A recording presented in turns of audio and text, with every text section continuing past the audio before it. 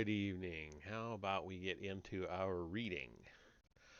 So we are on our book 9 of Plato the Republic.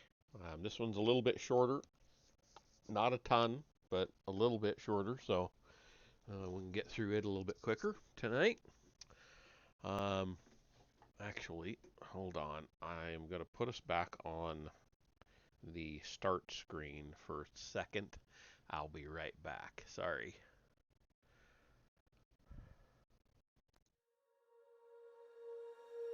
When you feel it's hopeless, when you think that you've lost, oh, I will take your hand and we'll rise up from the dust.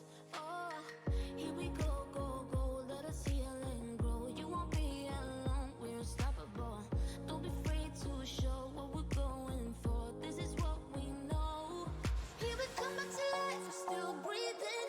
Standing up, everybody's gonna see it. Oh, all you need to know is that we're holding on. Even if we fall, we will rise up and we follow the path that we believe in. No, we're not gonna stop until we reach it. Oh, all you need to know is that we're holding on. We rise up from the dust and claim our throne.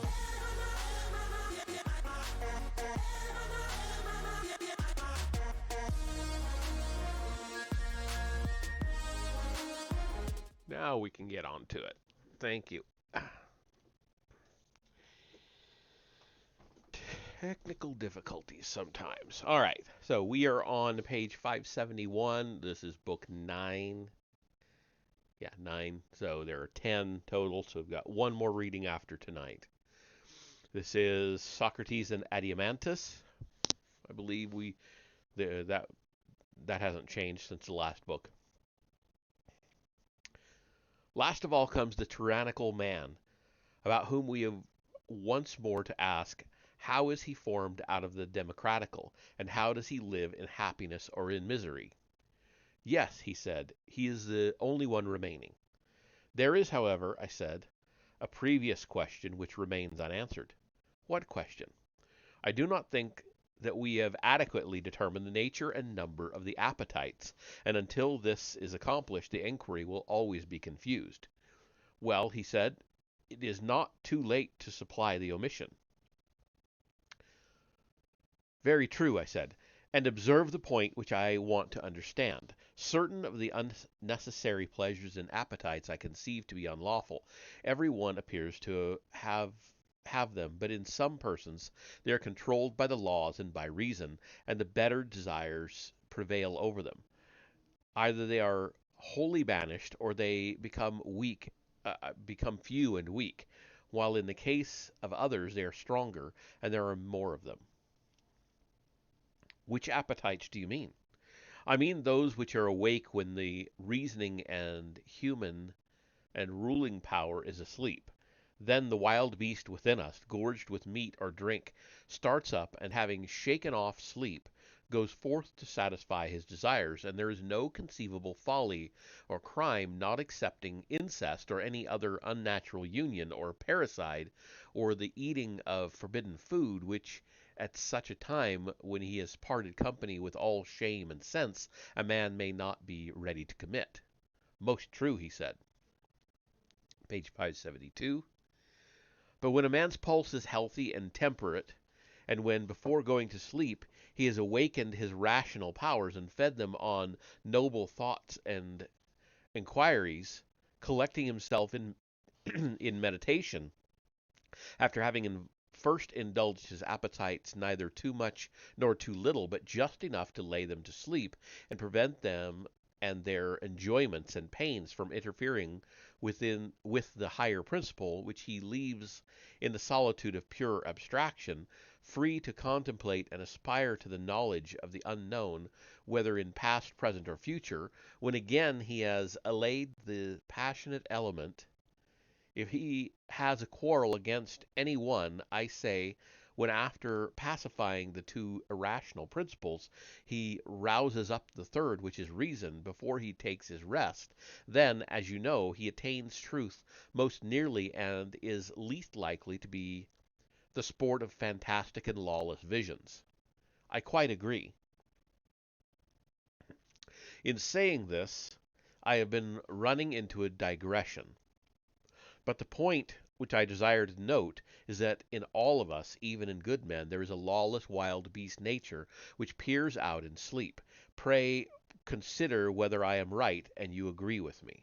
Yes, I agree. And now remember the character which we attributed to the democratic man. He was supposed from his youth upwards to have been trained under a miserly parent who encouraged the saving appetites in him, but discountenanced the unnecessary, which aim only at amusement and ornament. True. And then we got into the company of a more refined, licentious sort of people, and taking to all their wanton ways, rushed into the opposite extreme from an abhorrence of his father's meanness. At last, being a better man than his corruptors, he was drawn in both directions, until he halted midway and led a life not of vulgar and slavish passion, but of what he deemed moderate indulgence in various pleasures. After this manner, the democrat was generated out of the oligarch. Yes, he said, that was our view of him, and is so still. And now, I said, years will have passed away, and you must conceive this man, such as he is, to have a son who is brought up in his father's principles. I can imagine him. Page 573. Then you must further imagine the same thing to happen to the son, which has already happened to the father. He is drawn into a perfectly lawless life, which by his seducers is termed perfect liberty, and his father and friends take part with his moderate desires, and the opposite party assists the opposite ones. As soon as these dire magicians and tyrant makers find that they are losing their hold on him, they contrive to implant in him a master passion, to be lord over his idle and spendthrift lusts, a sort of monstrous winged drone, which is the only image which will adequately describe him. Yes, he said, that is the only adequate image of him. And when his other lusts, amid clouds of incense and perfumes and garlands and wines, and all the pleasures of a dissolute life, now let loose, come buzzing around him, nourishing to the utmost the sting of desire which they implant in his drone-like nature, then at last this lord of the soul, having madness for the captain of his guard, breaks out into a frenzy, and if he finds in himself any good opinions or appetites in process of formation, and there is in him any sense of shame remaining, to these better principles he puts an end, and casts them forth, until he has purged away temperance, and brought in madness to the full. Yes, he said, that is the way in which the tyrannical man is generated. And is not this the reason why of old love has been called a tyrant? I should not wonder. Further, I said, has not a drunken man also the spirit of a tyrant? He has. And you know that a man who is deranged and not in his mind will fancy that he is able to rule not only over men but also over the gods? That he will. And the tyrannical man, in the true sense of the word, comes into being when, either under the influence of nature or habit or both, he becomes drunken, lustful, passionate. Oh, my friend, is that not so? Assuredly. Such is the man, and such is his origin. And next, how does he live? Suppose, as people facetiously say, you were to tell me. I imagine, I said, at the next step in his progress, that there will be feasts and carousals and revelings and courtesans and all that sort of thing. Love is the lord of the house within him, and orders all the concerns of his soul. That is certain. Yes, and every day and every night desires grow up many and formidable, and their demands are many. They are indeed, he said. His revenues, if he has any, are soon spent. True. Then comes debt and the cutting down of his property. Of course. Page 574.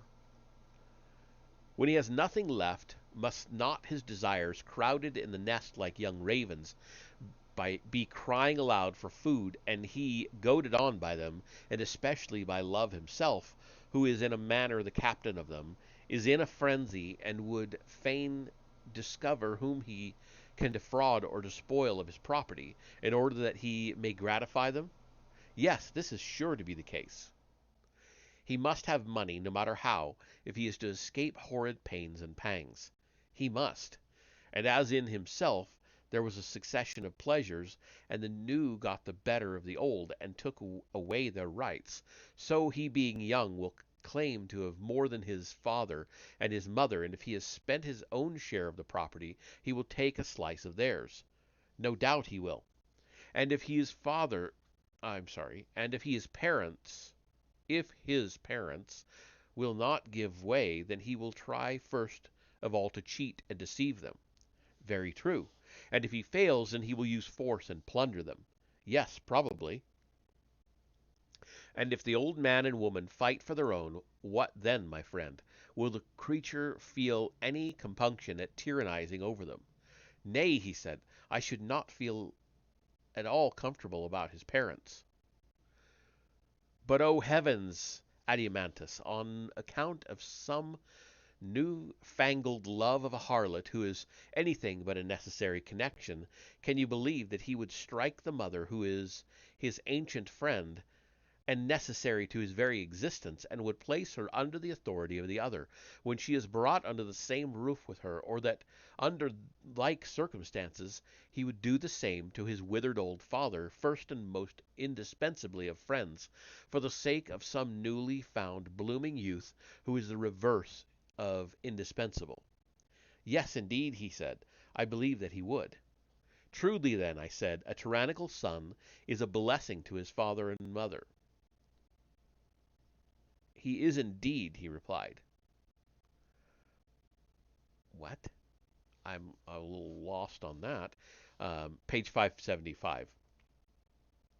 He first takes their property, and when that fails, and pleasures are beginning to swarm in the hive of his soul, then he breaks into a house or steals the garments of some nightly wayfarer. Next he proceeds to clear a temple. Meanwhile, the old opinions which he had when a child, and which gave judgment about good and evil, are overthrown by those others which have just been emancipated, and are now the bodyguard of Love share share his empire. These, in his democratic days, when he was still subject to the laws and to his father, were only let loose in the dreams of sleep. But now that he is under the dominion of Love, he becomes always and in waking reality what he was then very rarely and in a dream only. He will commit the foulest murder, or eat forbidden food, or be guilty of any other horrid act. Love is his tyrant, and lives lordly in him and lawlessly, and being himself a king, leads him on, as a tyrant leads a state, to the performance of any reckless deed by which he can maintain himself and the rabble of his associates, whether those whom evil communications have brought in from without, or those whom he himself has allowed to break loose within him by reason of a similar evil nature in himself. Have we not here a picture of his way of life? Yes, indeed, he said. And if there are only a few of them in the state, the rest of the people are well disposed. They go away and become the bodyguard or mercenary soldiers of some other tyrant, but may probably want them for a war, and if there is no war, they stay at home and do many little pieces of mischief in the city. What sort of mischief? For example, they are the thieves, burglars, cut-purses, footpads, robbers of temples, man-stealers of the community, or if they are able to speak, they turn informers and bear false witness and take bribes. A small catalogue of evils, even if the perpetrators of them are few in number. Yes, I said, but small and great are comparative terms, and all these things, in the misery and evil which they inflict upon a state, do not come within 1,000 miles of the tyrant, when this noxious class and their followers grow numerous and become conscious of their strength, assisted by the infatuation of the people, they choose from among themselves the one who has most of the tyrant in his own soul, and him they create their tyrant. Yes, he said, and he will be the most fit to be a tyrant. If the people yield, well and good, but if they resist him, as he began by beating his own father and mother, so now, if he has the power, he beats them, and will keep his dear old fatherland or motherland, as the Cretans say, in subjection to his young retainers, whom he has introduced to be their rulers and masters. This is the end of his passions and desires. Exactly. Page 576. When such men are only private individuals, and before they get power, this is their character. They associate entirely with their own flatterers or ready tools, or if they want anything from anybody, they in their turn are equally ready to bow down before them. They profess every sort of affection for them, but when they have gained their point, they know them no more. Yes, truly. They are always either the masters or servants, and never the friends of anybody. The tyrant never tastes of true freedom or friendship. Certainly not. And may we not rightly call such men treacherous? No question. Also, they are utterly unjust, if we were right in our notion of justice. Yes, he said, and we were perfectly right.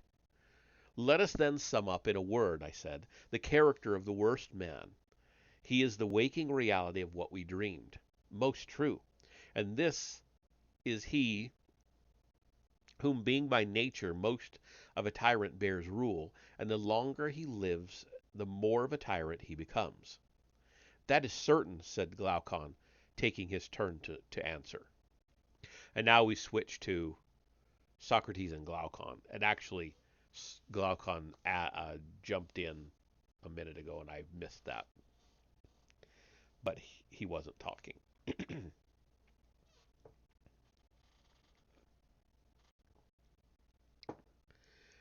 And will not he who has been shown to be the wickedest be also the most miserable, and he who has tyrannized longest and most continually and truly miserable, although this may not be the opinion of men in general?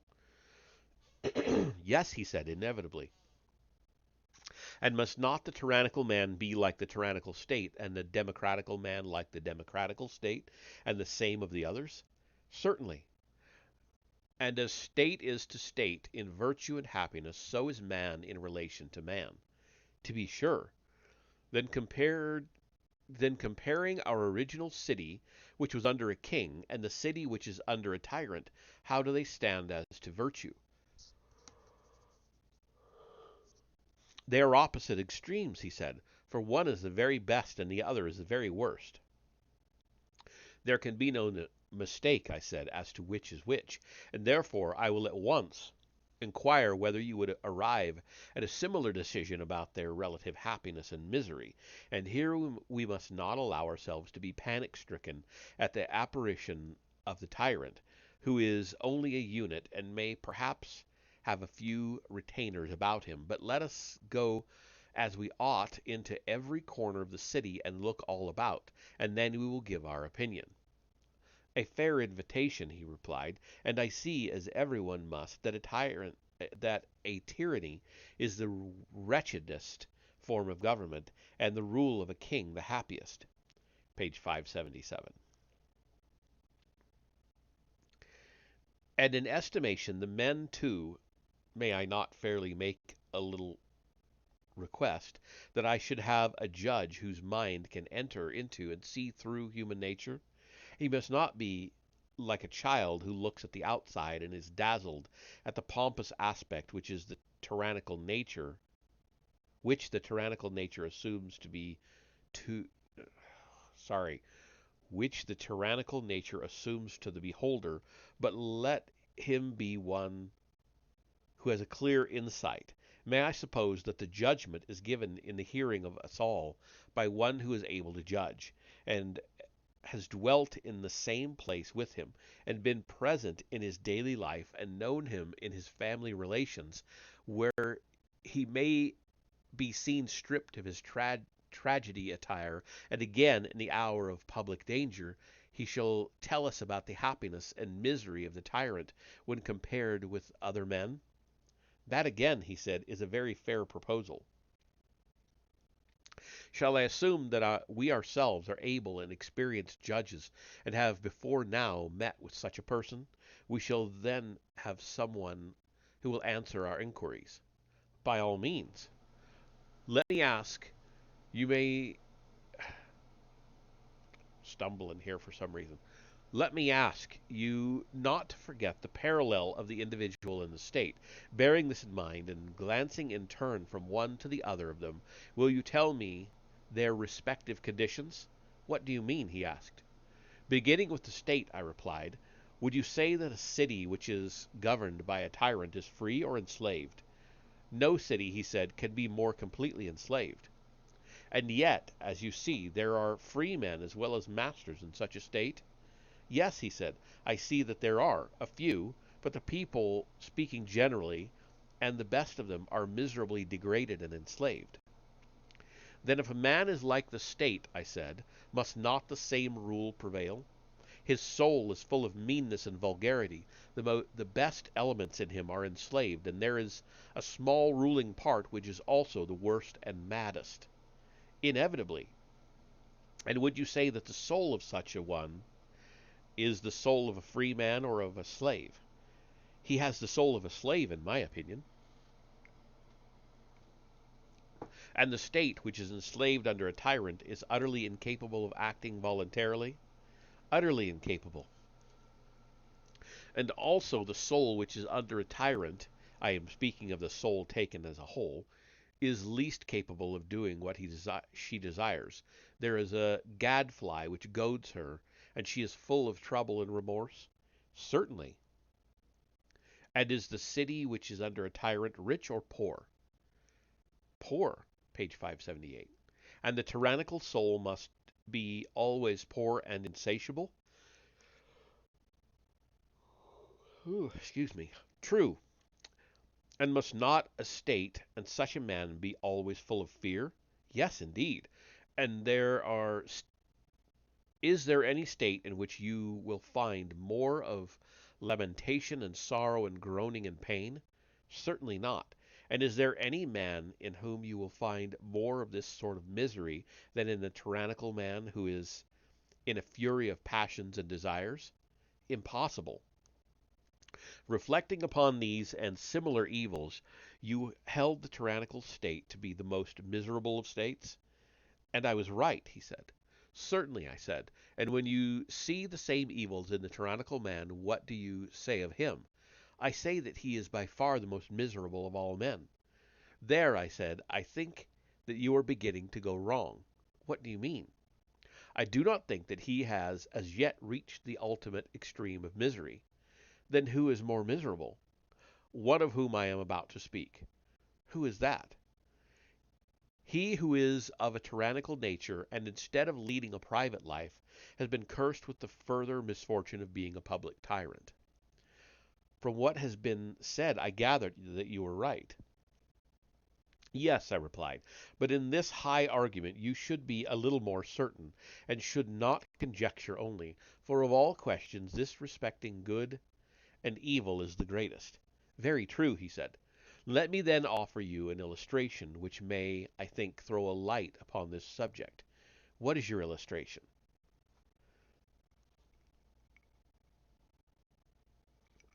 The case of rich individuals in cities who possess many slaves. From them you may form an idea of a tyrant's condition, for they both have slaves. The only difference is that he has more slaves. Yes, that is the difference. You know that they live securely and have nothing to apprehend from their servants. What should they fear? Nothing. But do you observe the reason of this? Yes, the reason is that the whole city is leagued together for the protection of each individual. Very true, he said. But imagine one of these owners, the master, say, of some 50 slaves, together with his family and property and slaves, carried off by a god into the wilderness, where there are no free men to help them, will he not be in an agony of fear lest he and his wife and children should be put to death by his slaves? Page 579. Yes, he said, he will be in the utmost fear. The time has arrived when he will be compelled to flatter diverse of his slaves, and make many promises to them of freedom and other things, much against his will. He will have to cajole his own servants. Yes, he said, that will be the only way of saving himself. And suppose the same God who carried him away to surround him with neighbors who will not suffer one man to be the master of another, and who, if they could catch the offender, would take his life. His case will be still worse if you suppose him to be everywhere surrounded and watched by enemies. And is not the sort of prison in which the tyrant will be bound, he who, being by nature such as we have described, is full of all sorts of fears and lusts? His soul is dainty and greedy, and yet alone of all men in the city he is never allowed to go on a journey, or to see the things which other free men desire to see, but he lives in his hole like a woman hidden in the house, and is jealous of any other citizen who goes into foreign parts and sees anything of interest. Very true, he said. And amid evils such as these, will not he who is ill governed in his own person, the tyrannical man, I mean, whom you just now decided to be the most miserable of all, will not he be yet more miserable when, instead of leading a private life, he is constrained by fortune to be a public tyrant? He has to be master of others when he is not master of himself. He is like a diseased or paralytic man who is compelled to pass his life not in retirement, but fighting and combating with other men. Yes, he said, the similitude is most exact. Is not his case utterly miserable, and does not the actual tyrant lead a worse life than he whose life you determined to be the worst? Certainly. He is, he who is the real tyrant, whatever men may think, is the real slave, and is obliged to practice the greatest adulation and servility, and to be the flatterer of the vilest of mankind. He has desires which he is utterly unable to satisfy, and has more wants than any one, and is truly poor, if you know how to inspect the whole soul of him. All his life long he is beset with fear, and is full of convulsions and distractions, even as the state which he resembles, and surely the resemblance holds. Very true, he said. Page 580. Moreover, as we were saying before, he grows worse from having power.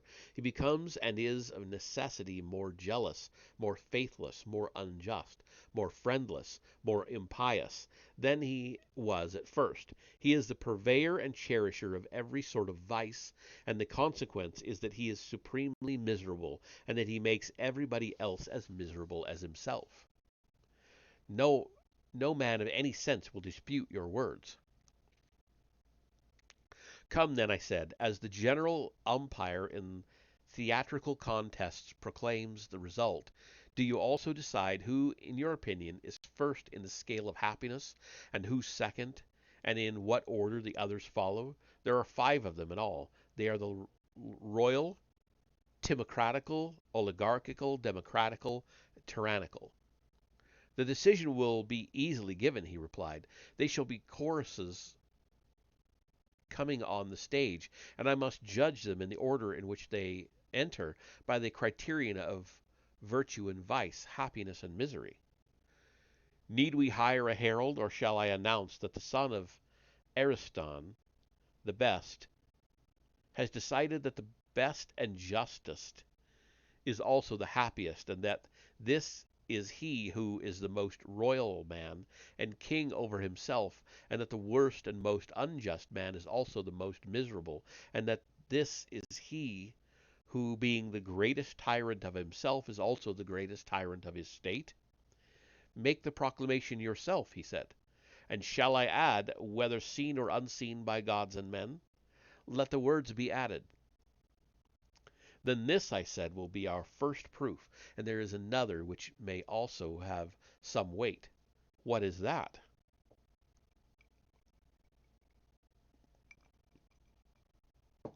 The second proof is derived from the nature of the soul, seeing that the individual soul, like the state, has been divided by us into three principles. The division may, I think, furnish a new demonstration. Of what nature?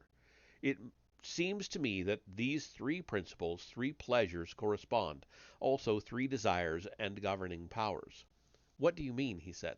Page 581. There is one principle with which, as we were saying, a man learns, another with which he is angry. The third, having many forms, has no special name, but is denoted by the general term appetitive. From the extraordinary strength and vehemence of the desires of eating and drinking and the other sensual appetites, which are the main elements of it. Also, money loving, because such desires are generally satisfied by the help of money. That is true, he said. If we were to say that the loves and pleasures of this third part were concerned with gain, we should then be able to fall back on a single notion, and might truly and intelligibly describe this part of the soul as having as loving gain or money. I agree with you. Again, is not the passionate element wholly set on ruling and conquering and getting fame?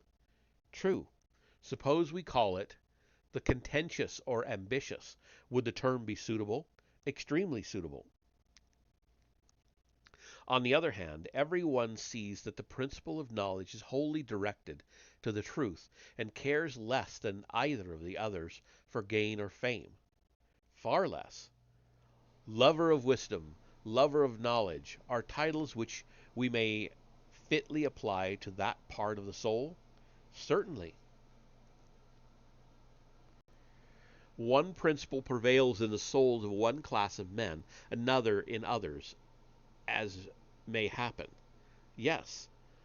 Then we may begin by assuming that there are three classes of men: lovers of wisdom, lovers of honor, lovers of gain. Exactly. And there are three kinds of pleasure, which are their several objects. Very true. Now, if you examine the three classes of men and ask of them, in turn, which of their lives is pleasantest, each will be found praising his own and depreciating that of others. The money maker will contrast the vanity of honor or of learning if they bring no money with the solid advantages of silver and gold. True, he said. And the lover of honor, which will be his sorry, and the lover of honor, what will be his opinion? Will he not think that the pleasure of riches is vulgar, while the pleasure of learning, if it brings no distinction, is all smoke and nonsense to him? Very true. And are we to suppose, I said, that the philosopher sets any value on other pleasures in comparison with the pleasure of knowing the truth, and that pursuit abiding, ever learning, not so far indeed from the heaven of pleasure? Does he not call the other pleasures necessary under the idea that if there were no necessity for them, he would rather not have them? There can be no doubt of that, he replied. Page 582. And that's the halfway point, I think. Since then the pleasures of each class and the life of each are in dispute, and the question is not which life is more or less honorable, or better or worse, but which is the more pleasant or painless. How shall we know who speaks truly? I cannot myself tell, he said. Well, but what ought to be the criterion? Is any better than experience and wisdom and reason? There cannot be a better, he said. Then, I said, reflect. Of the three individuals, which has the greatest experience of all the pleasures which we enumerated? Has the lover of gain in learning the nature of essential truth greater experience of the pleasure of knowledge than the philosopher has of the pleasure of gain? The philosopher, he said, has greatly the advantage, for he has of necessity always known the taste of the other pleasures from his childhood upwards. But the lover of gain in all his experience has not of necessity tasted, or I should rather say, even had he desired, could hardly have tasted, the sweetness of learning and knowing truth. Then the lover of wisdom has a great advantage over the lover of gain, for he has a double experience. Yes, very great. Again, has he greater experience of the pleasures of honor, or the lover of honor of the pleasures of wisdom? Nay, he said, all three are honored in proportion as they attain their object, for the rich man and the brave man and the wise man alike have their crowd of admirers, and as they all receive honor, they all have experience of the pleasures of honor. But the delight which is to be found in the knowledge of true being is known to the philosopher only. His experience then will enable him to judge better than anyone, far better. And is he the only one who has wisdom as well as experience? Certainly. Oh, I think certainly should have been on the next line. Further, the very faculty which is the instrument of judgment is not possessed by the covetous or ambitious man, but only by the philosopher. What faculty? Reason, with whom, as we were saying, the decision ought to rest. Yes. The reason is peculiarly his instrument? Certainly. If wealth and gain were the criterion, then the praise or blame of the lover of gain would surely be the most trustworthy. Assuredly. Or if honor or victory or courage is in that case the judgment of the ambitious or pugnacious would be the truest. Clearly. And since experience and wisdom and reason are the judges, page 583, the only inference possible, he said, is that pleasures which are approved by the lover of wisdom and reason are the truest. And so we arrive at the result that the pleasure of the intelligent part of the soul is the pleasantest of the three, and that he of us in whom this is the ruling principle has the pleasantest life. Unquestionably, he said, the wise man speaks with authority when he approves of his own life. And what does the judge affirm to be the life which is next, and the pleasure which is next? Clearly that of the soldier and lover of honor. He is nearer to himself than the money-maker. Last comes the lover of gain. Very true, he said.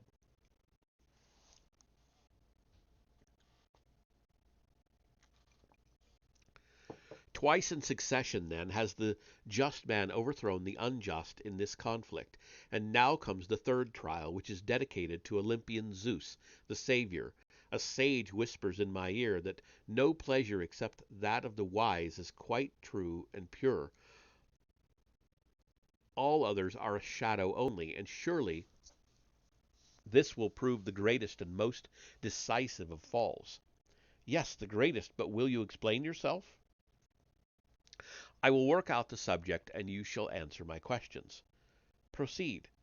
Say then, is not pleasure opposed to pain? True. And there is a neutral state which is neither pleasure nor pain? There is. A state which is intermediate, and a sort of repose of the soul about either. That is what you mean? Yes. You remember what people say when they are sick? What do they say? That after all nothing is pleasanter than health, but then they never knew this to be the greatest of pleasures until they were ill. Yes, I know, he said. And when persons are suffering from acute pain, you must have heard them say that there is nothing pleasanter than to get rid of their pain. I have.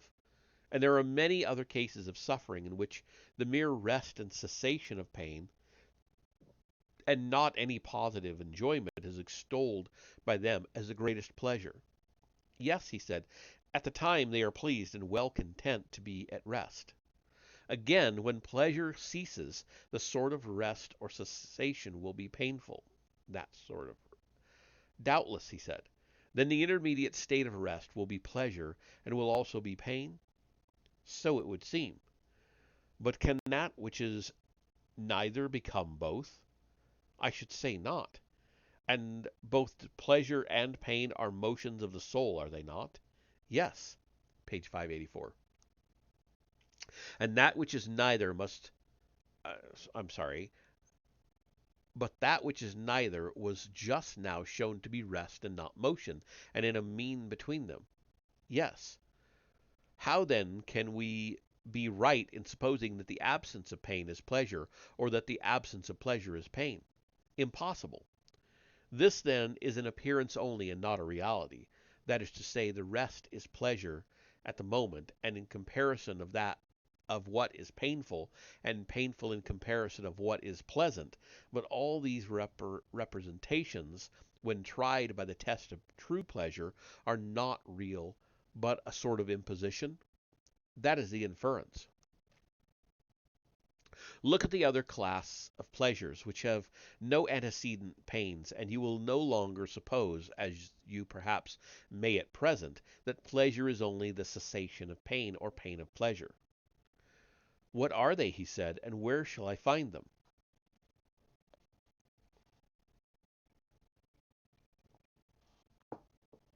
There are many of them. Take as an example the pleasures of smell, which are very great, and have no antecedent pains. They come in a moment, and when they depart, leave no pain behind them.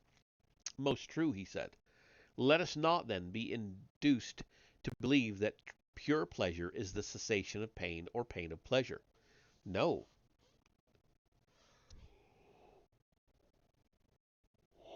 Excuse me again. Still, the most numerous and violent pleasures which reach the soul through the body are generally of this sort. They are reliefs of pain. That is true. And the anticipations of future pleasures and pains are of a like nature? Yes. Shall I give you an illustration of them? Let me hear. You would allow, I said, that there is in nature an upper and lower and middle region? I should. And if a person were to go from the lower to the middle region, would he not imagine that he is going up? And he who is standing in the middle and sees whence he has come, would imagine that he is already in the upper region, if he has never seen the true upper world? To be sure, he said, how can he think otherwise? But if he were taken back again, he would imagine the true and truly imagine it, he was descending. No doubt. All that would arise out of his ignorance of the true upper and middle and lower regions. Yes. Page 585. Then can you wonder that persons who are inexperienced in the truth, as they have wrong ideas about many other things, should also have wrong ideas about pleasure and pain, and the intermediate state, so that when they are only being drawn towards the painful, they feel pain, and think the pain which they experience to be real, and in like manner, when drawn away from pain to the neutral or intermediate state, they firmly believe that they have reached the goal of satiety and pleasure. They not they not knowing pleasure err in contrasting pain with the absence of pain, which is like contrasting black with gray instead of white. You can wonder, I say, at this. No, indeed, I should be much more disposed to wonder at the opposite. Look at the matter thus. Hunger, thirst, and the like are in inanitions. Inanitions? I don't know that word, sorry. It's spelled Inanitions. Inanitions of the bodily state. Yes, and ignorance and folly are inanitions of the soul. True. And food and wisdom are the corresponding satisfactions of either? Certainly. And is the satisfaction derived from that which has less, or from that which has more existence the truer? Clearly from that which has more. What classes of things have a greater share of pure existence in their judgment?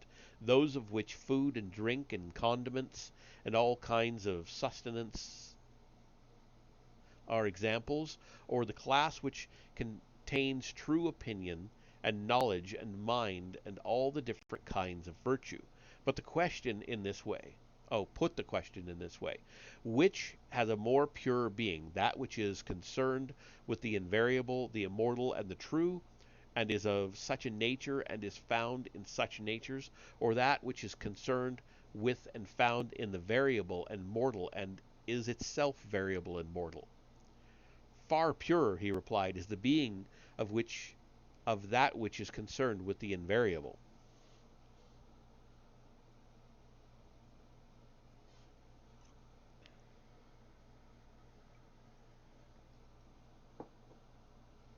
And does the essence of the invariable partake of knowledge in the same degree as of essence? Yes, of knowledge in the same degree. And of truth in the same degree? Yes.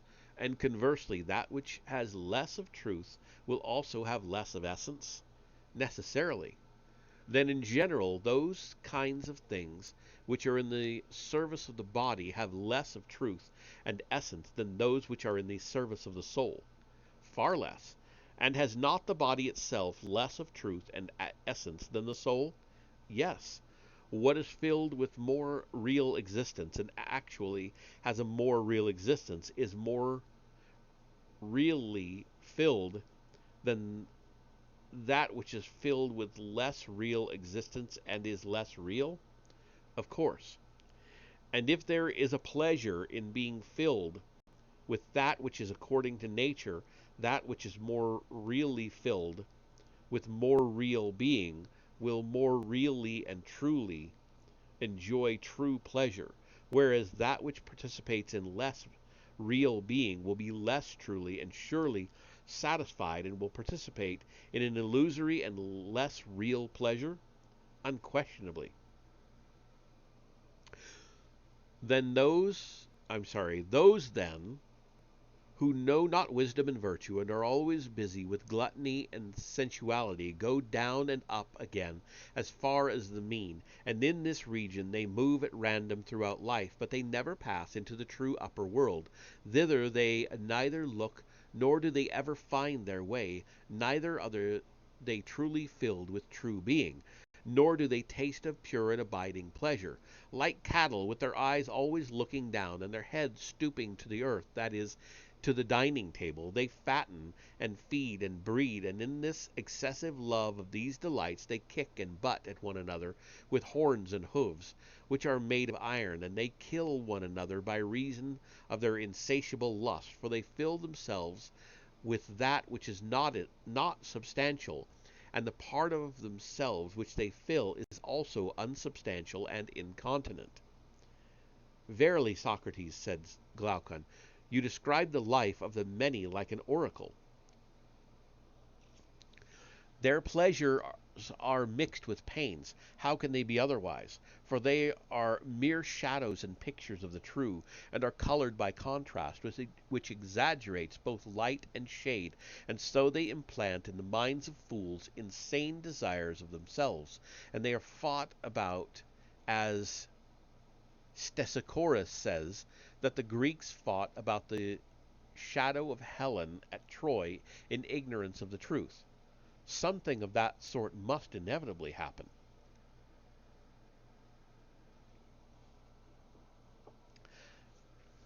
And must not the like happen with the spirited or passionate element of the soul?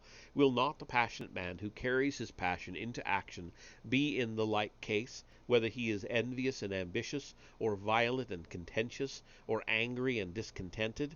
If he be seeking to attain and discovery, honor and victory, and the satisfaction of his anger without reason or sense?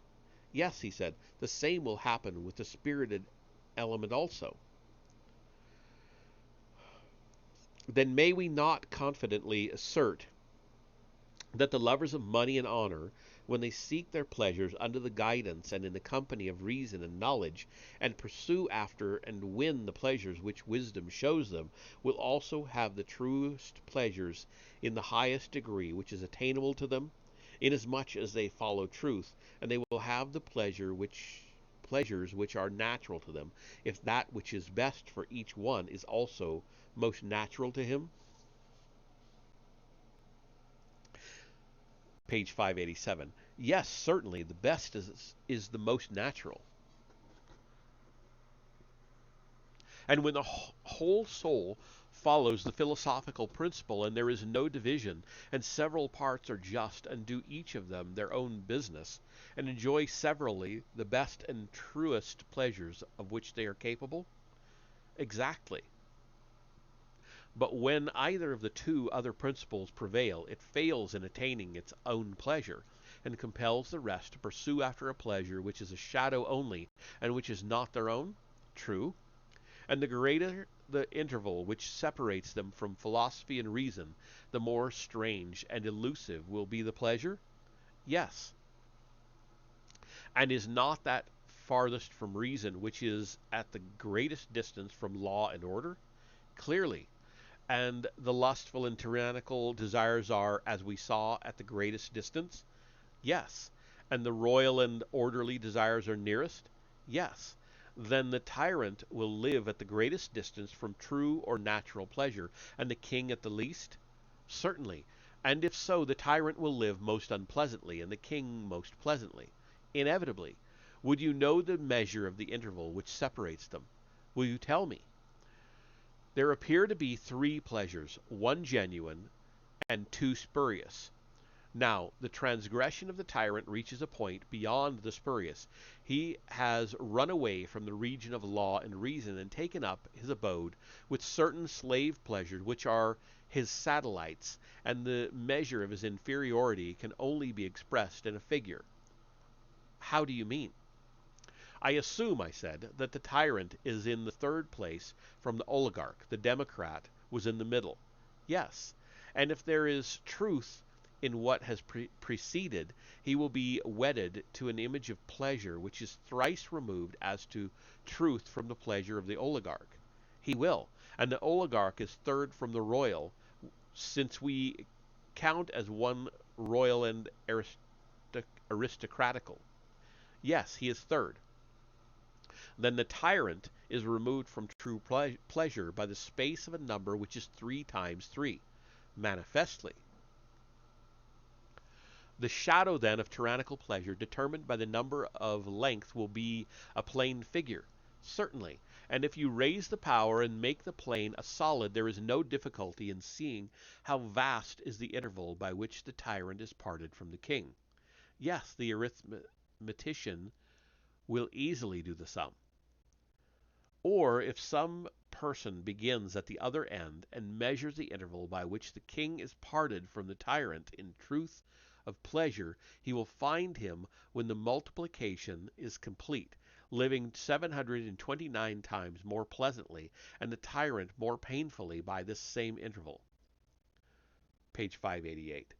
What a wonderful calculation, and how numerous is the distance which separates the just from the unjust in regard to pleasure and pain! Yet a true calculation, I said, and a number which nearly concerns human life, if human beings are concerned with days and nights and months and years. Yes, he said, human life is certainly concerned with them.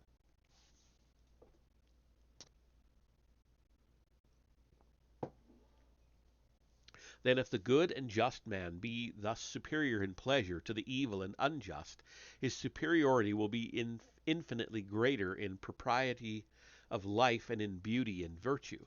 Immeasurably greater. Well, I said, and now having arrived at this stage of the argument, we may revert to the words which brought us hither. Was not some one saying that injustice was a gain to the perfectly unjust who was reputed to be just? Yes, that was said. Now then, having determined the power and quality of justice and injustice, let us have a little conversation with him. What shall we say to him? Let us make an image of the soul, that he may have his own words presented before his eyes. Of what sort? An ideal image of the soul, like the composite creations of ancient mythology, such as the Chimera or Scylla or Cerberus. And there are many others in which two or more different natures are said to grow into one. There are said to have been such unions. Then do you now model the form of a multitudinous, many-headed monster, having a ring of heads of all manner of beasts, tame and wild, which he is able to generate and metamorphose at will. You suppose marvelous powers in the artist, but as language is more pliable than wax or any similar substance, let there be such a model as you propose. Suppose now that you make a second form of a lion and a third of a man, the second smaller than the first, and the third smaller than the second. That, he said, is an easier task, and I have made them as you say. And now join them and let the three grow into one. That has been accomplished. Next, fashion the outside of them into a single image, as of a man, so that he who is not able to look within and sees only the outer hull may believe the beast to be a single human nature. I have done so, he said, page 589.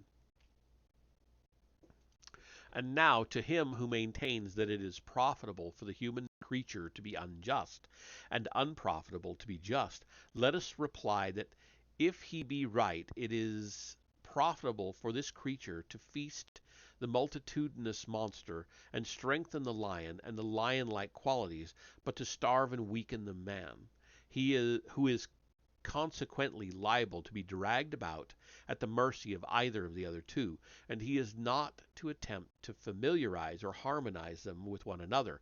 He ought rather to suffer them to fight and bite and devour one another. Certainly, he said, that is what the approver of injustice says.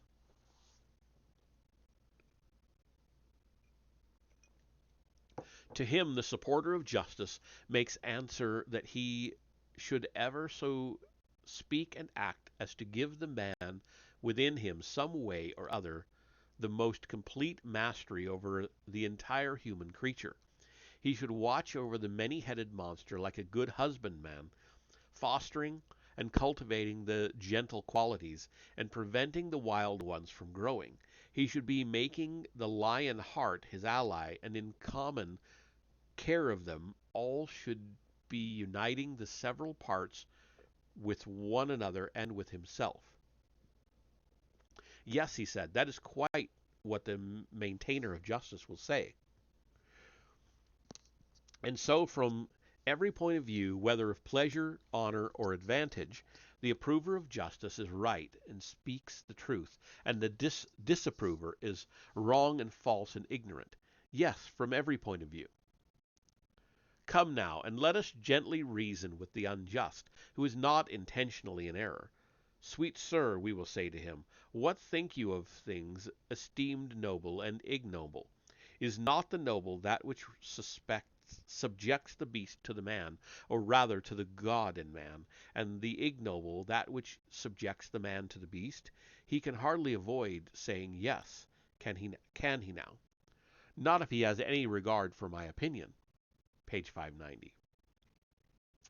But if he agrees so far, we may ask him to answer another question. Then how would a man profit if he received gold and silver on the condition that he was to enslave the noblest part of him to the worst? Who can imagine that a man who sold his son or daughter into slavery for money, especially if he sold them into the hands of fierce and evil men, would be the gainer, however large might be the sum which he received? And will any one say that he is not a miserable caitiff who remorselessly sells his own divine being to that which is most godless and detestable? Eriphil took the necklace as the price of her husband's life, but he is taking a bribe in order to compass a worse ruin. Yes, said Glaucon, far worse. I will answer for him.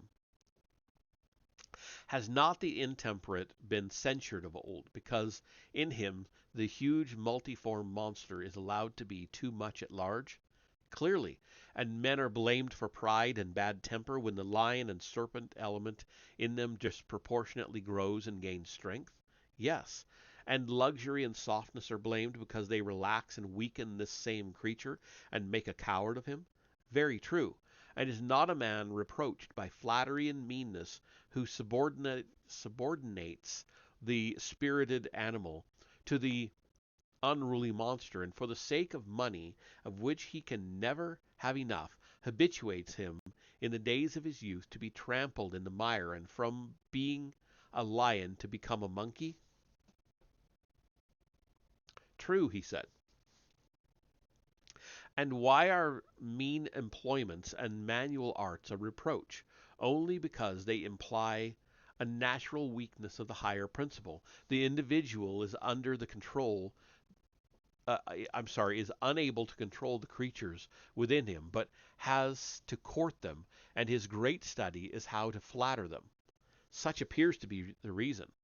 And therefore, being desirous of placing him under a rule like that of the best, which we say that he ought to be the servant of the best, in whom the divine rules, not as Thrasymachus supposed, to the injury of the servant, but because every one had better be ruled by divine wisdom dwelling within him, or, if this be impossible, then by an external authority, in order that we may be all, as far as possible, under the same government, friends and equals.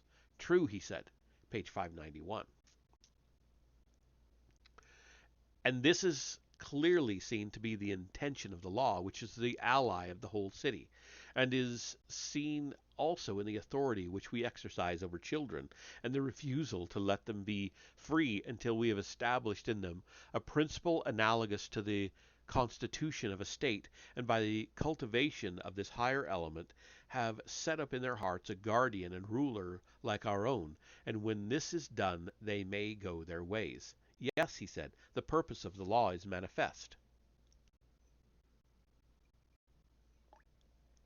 And from what point of view, then, and on what ground can we say that a man is profited by injustice or intemperance or other baseness, which will make him a worse man, even though he acquire money or power by his wickedness? From no point of view at all. What shall he profit if his injustice be undetected and unpunished? If he is undetected, he who is undetected only gets worse, whereas he is detected and punished, has the brutal part of his nature silenced and humanized, the gentler element in him is liberated, and his whole soul is perfected and ennobled by the acquirement of justice and temperance and wisdom, more than the body ever is by receiving gifts of beauty, strength, and health, in proportion as the soul is more honorable than the body. Certainly, he said. To this nobler purpose the man of understanding will devote the energies of his life, and in the first place he will honor studies which impress these qualities on his soul, and will disregard others? Clearly, he said. In the next place he will regulate his bodily habit and training, and so far will he be from yielding to brutal and irrational pleasures that he will regard even health as quite a secondary matter. His first object will be not that he may be fair or strong or well, unless he is likely thereby to gain temperance, but he will always desire so to attemper the body as to preserve the harmony of the soul. Certainly he will, if he has true music in him. And in the acquisition of wealth there is a principle of order and harmony which he will also observe. He will not allow himself to be dazzled by the foolish applause of the world and heap up riches to his own infinite harm. Certainly not, he said.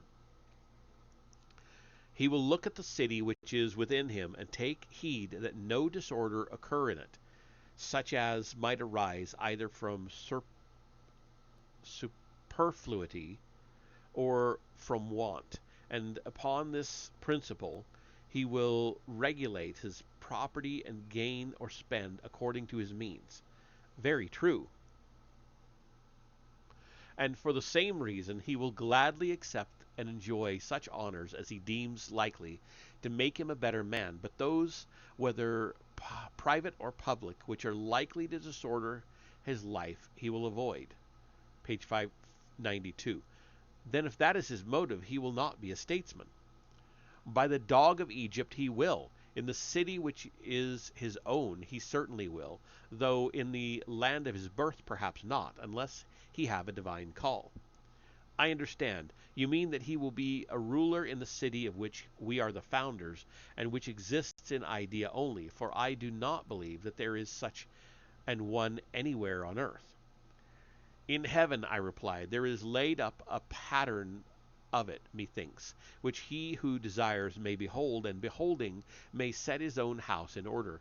But whether such an one exists, or ever will exist, in fact, is no matter, for he will live after the manner of that city, having nothing to do with any other. I think so, he said. And that is the end of that book. And that leaves us just book 10 for next time, which is slightly longer than the one we just read, only by 2 pages though. So that will be it. We will be done with this book on Friday. Barring catastrophe and not being able to read, we will finish it Friday.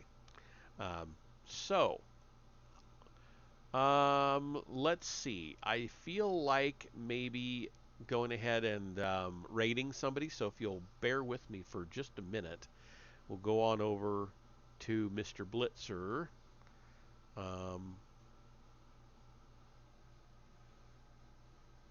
So, yeah, that's what we'll do. I will see you on over there. I'm going to in just a minute. If not, have a good night.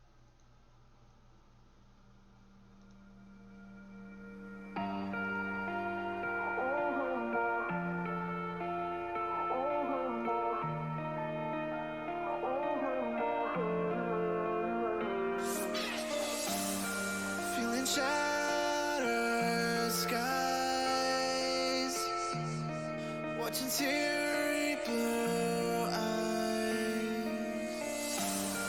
wonder where I might